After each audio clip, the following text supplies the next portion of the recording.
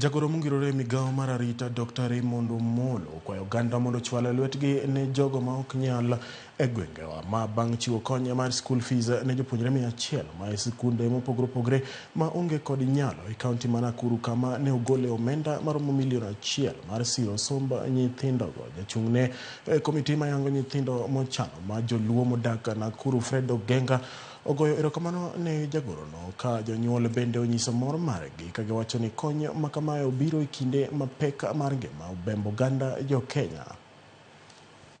Asedak Nakuru kuom higni 52 to pod ok aneno kony machal gi ma mwanwang'o odiochieng' ma kawuono.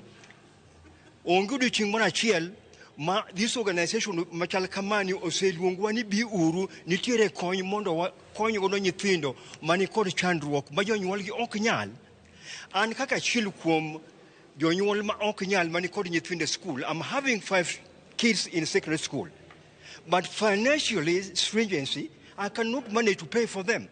Koro gima timre jowadwa en gima lich ahinya.